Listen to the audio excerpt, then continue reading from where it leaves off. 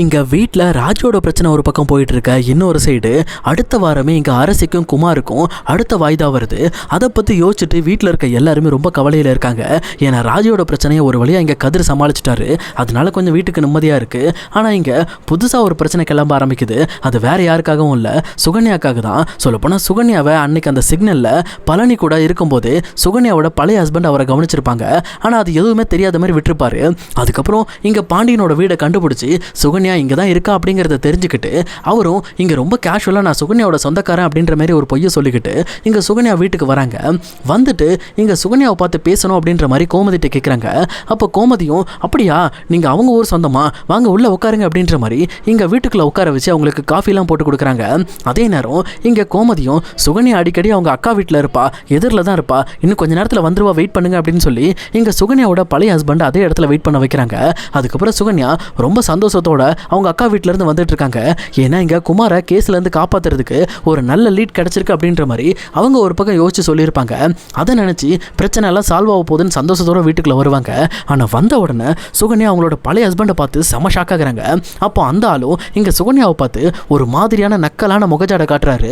இதை பார்த்துட்டு சுகன்யா நீங்கள் எப்படி இங்கே எப்படி வந்தீங்க அப்படின்ற மாதிரி கேட்குறாங்க. அப்போ உடனே கோமதியும் இல்லைம்மா இவர் உன் சொந்தக்காரன்னு சொன்னார், அதே நேரம் உன்னை பார்த்து பேசணும்னு சொன்னார், அதுக்காக தான் உட்கார வச்சிருக்கம்மா, சரி நீ இவர்கிட்ட பேசிக்கிட்டு நான் ஒரு சின்ன வேலை இருக்குது பக்கத்தில் ஒரு சின்ன பொருள் வாங்க போயிட்டு வந்துடுறேன்னு சொல்லிட்டு இங்கே கோமதியும் அங்கேருந்து கிளம்புறாங்க. அதே நேரம் இங்கே சுகன்யா கிட்ட அந்த பழைய ஹஸ்பண்டும் என்ன சுகன்யா என்னை விட்டுட்டு நீ ரொம்ப சந்தோஷமாக இருக்க போல இருக்கு, கேள்விப்பட்டேன் உனக்கு பிரம்மாண்டமாக கல்யாணம் நடந்துச்சாமா, ஏன்னா வேற ஒரு கல்யாணத்தை நிறுத்திட்டு தானே உனக்கு கல்யாணம் பண்ணி வச்சிருக்காங்க அந்த முட்டாள் மாப்பிள்ளையே அப்படின்ற மாதிரி இங்கே பழனியை திட்டுறாங்க. அப்போ இந்த பக்கம் சுகன்யா ரொம்பவே பயப்பட ஆரம்பிக்கிறாங்க. அப்போ இங்கே சுகன்யா நீ எப்படி என்ன கவனிச்ச, சொல்லப்போனால் நான் இங்கே இருக்கேன்னு உனக்கு எப்படி தெரியும் அப்படின்ற மாதிரி கேட்குறாங்க. அப்போ அந்த சுகன்யாவோட பழைய ஹஸ்பண்டும் இங்கே பாரு ஆல்ரெடி நான் உன்னை அந்த சிக்னல்லே பார்த்துட்டேன், சரி ஏதோ புருஷன் போல இருக்கு அவன் முன்னாடி டிஸ்டர்ப் பண்ண வேண்டாம்னு சொல்லிட்டு தான் விட்டுட்டேன், ஆனால் இனிமேல் அப்படி கிடையாது இல்லை, இனிமேல் நீ என் வழிக்கு வந்து தானே ஆகணும், ஏன்னா எனக்கு இனிமேல் அப்பப்போ பணம் தேவைப்படும், நீ இப்போ பணக்கார வீட்டில் தானே இருக்க, நீ நினச்சா எவ்வளோ வேணாலும் பணத்தை கொடுக்கலாம், அதுவும் உன்னோட ஹஸ்பண்டு சக்திவேல் முத்துவேலோட பிரதர்ஸ் ஆமே, அப்போனா கோடிக்கணக்கான சொத்து உன் புருஷன் பேரில் இருக்குது, அப்போ நீ நினச்சா எனக்கு லட்ச லட்சமாக பணம் கொடுக்கலாம் போல இருக்கே அப்படின்ற மாதிரி இவர் ஒரு பக்கம் சுகன்யாவை மிரட்ட ஆரம்பிக்கிறாங்க.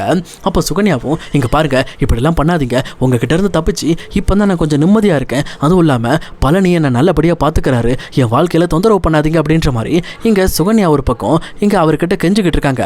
இப்படி இது ஒரு பக்கம் நடக்க இன்னொரு சைடில் பழனி சுகன்யாக்காக ஒரு சாரி ஒன்று எடுக்கிறாங்க. ஏன்னா அன்னைக்கு மயிலுக்கு சரவணன் சாரி கொடுக்கும்போது இங்கே சுகன்யா ரொம்ப சந்தோஷமாக இருப்பாங்க, நம்மளுக்கும் யாராவது கொடுக்க மாட்டாங்களா அப்படின்ற மாதிரி ஒரு ஏக்கத்தோடு கவனிச்சிருப்பாங்க. அதனால அவங்களோட ஏக்கத்தை போக்குறதுக்காகவே இங்கே சுகன்யாக்காக ஒரு சாரி வாங்கிட்டு இங்கே வேக வேகமாக பழனி வீட்டுக்கு வராரு. வந்துட்டு இந்த பக்கம் சுகன்யாவை பார்க்கலான்னு பார்த்தா சுகன்யா பயந்து போய் நடுங்கிட்டு இருப்பாங்க. அப்போ சுகன்யாவோட பழைய ஹஸ்பண்டும் சுகன்யாவை மிரட்டிக்கிட்டு இருப்பாங்க. இதை கவனிச்ச பழனி செம்ம காண்டாக்குறாரு. அதே நேரம் இங்கே சுகன்யாவோட பழைய ஹஸ்பண்ட் சுகன்யாட்ட இங்கே பாரு சுகன்யா இப்போதைக்கு எனக்கு ஒரு 1 லட்ச ரூபா செலவுக்கு தேவைப்படுது, சொல்ல போனால் அந்த 1 லட்ச ரூபாய் கொடுத்துட்டேன்னா நான் இனிமேல் உன்னை தொந்தரவு பண்ண மாட்டேன், எனக்கு ஒரு 2 மாதத்துக்கு இதை வச்சு நான் ஓட்டிக்குவேன், ஏன்னா எனக்கு நிறைய வேலை இருக்குது, சரக்கு வாங்கணும், அதுவும் இல்லாமல் பார்ட்டி பண்ணணும்னு சொல்லி நிறைய ஃபன் பண்ண போகிறேன், அதனால் உன் வழிக்கே நான் வரமாட்டேன், எனக்கு ஒரு 1 லட்ச ரூபா இப்போ போய் குடுக்குடுன்னு வீட்டுக்குள்ளே போய் எடுத்துகிட்டு வந்து கொடுப்போம் அப்படின்ற மாதிரி எங்கள் சுகன்யாவை மிரட்டுறாங்க. அப்போ அவங்களும் என்னை விட்டுருங்க, இப்படி ஃபாலோ பண்ணி வந்து எங்களை தொந்தரவு பண்ணாதீங்க அப்படின்ற மாதிரி அழுதுகிட்டு இருக்காங்க. அப்போ இதை கேட்டுட்டு பழனி ரொம்ப கோபத்தோட உள்ளே வந்து சுகன்யா ஹஸ்பண்டை பார்த்து சும்மா செம காண்டோட வெளியில் போடா நாயே, யாரை கேட்டுறேன் என் வீட்டுக்குள்ளே வந்து என் பொண்டாட்டியை மிரட்டிக்கிட்டு இருக்கேன், இன்னொரு டைம் என் வீடு ஏறி வந்து இந்த மாதிரி நீ பண்ணிக்கிட்டு இருந்த உன்னை என்ன பண்ணுவேன்னு எனக்கே தெரியாது அப்படின்ற மாதிரி இங்கே பழனி மிரட்ட ஆரம்பிக்கிறாங்க. ஆனால் அப்போ அவரும் என்ன தம்பி பழனி நீ சுகன்யாவை கல்யாணம் பண்ணதுனால நீ சுகன்யாவோட உண்மையான ஹஸ்பண்ட் ஆயிருவியா, சொல்லப்போனால் உனக்கு முன்னாடி சுகன்யா என்னோட மனைவியாக இருந்தா, அவளை நான் எப்படி கண்ட்ரோலில் வச்சுருந்தேன் தெரியுமா, இவள் ரொம்ப திமிரு பிடிச்சவ, இவளை என் கண்ட்ரோலில் கொண்டு வர்றதுக்கு நான் பயங்கரமாக போதை போட வேண்டியது இருந்துச்சு, இப்படிலாம் போதை போட்டு தான் அவளை கண்ட்ரோலில் கொண்டு வந்தேன், இப்போ நீயும் சுகன்யாவும் நிம்மதியாக வாழணும்னா ஒழுங்காக நான் கேட்குற பணத்தை கொடுத்துரு, அப்படி இல்லைன்னா உன்னையும் சுகன்யாவை நான் நிம்மதியாக வாழ விட மாட்டேன், உங்கள் 2 பேரையும் நான் டார்ச்சர் பண்ணுவேன் அப்படின்ற மாதிரி இங்கே அவர் பேசிகிட்டு இருக்காரு. ஆனால் பழனி ரொம்ப கோபத்தோட பலார்னு கன்னத்தில் ஒரு அறை விடுறாரு சுகன்யாவோட பழைய ஹஸ்பண்டுக்கு. அவரும் இந்த பக்கம் கன்னத்தில் கை வச்சுட்டு பழனியை ஓங்கலான்னு சொல்லி கையை ஓங்குறாங்க.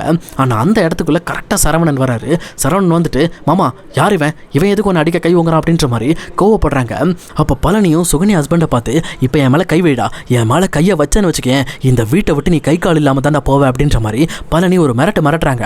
உடனே அவரும் இங்கே பாரு நீ என்ன தான் என்னை இப்போ நீ மிரட்டி அனுப்புனாலும் அவ்வளோ ஈஸியாலாம் உன்னை விட்டுட்டு போக மாட்டேன், எனக்கு நிறைய பணம் வேணும், ஏன்னா இந்த சுகன்யாவால் நான் நிறைய நஷ்டம் அடைஞ்சிருக்கேன், இவன் என்னை விட்டு பிரிஞ்சதுக்கப்புறம் நான் மனக்கவலையிலே நிறைய குடிச்சு என் சொத்தையே அழிச்சு பிடிச்சிருக்கேன், அதனால எனக்கு இவ தான் செலவு பண்ணணும், இவன் மூலமாக நீ தான் பணத்தை தரணும், அது தர்ற வரைக்கும் நான் உங்களை விட மாட்டேன்டா அப்படின்னு சொல்லிட்டு இவர் ஒரு பக்கம் சவால் விட்டுட்டு அங்கேருந்து கிளம்புறாங்க. அப்போ சுகன்யா அழுதுகிட்டு இருக்காங்க. பழனியும், சுகன்யா நீ அழாத, நான் இருக்கேன், என்ன பிரச்சனைனாலும் நான் பார்த்துக்கிறேன், உன் கூட நான் இருப்பேன்டி அப்படின்ற மாதிரி சுகன்யாக்கு ஆதரவாக இங்கே பழனி பேசிக்கிட்டு இருக்காங்க. அதுக்கப்புறம் தான் சரவணன் கிட்ட நடந்த விஷயங்கள் எல்லாத்தையும் சொல்லி இந்த பக்கம் இந்த இஷ்யூ இதுக்கு மேலே நடக்காமல் இருக்கிறதுக்காக இதை பற்றி பாண்டியன்ட்ட சொல்கிறதுக்கும் எல்லாரும் தயாராகிறாங்க.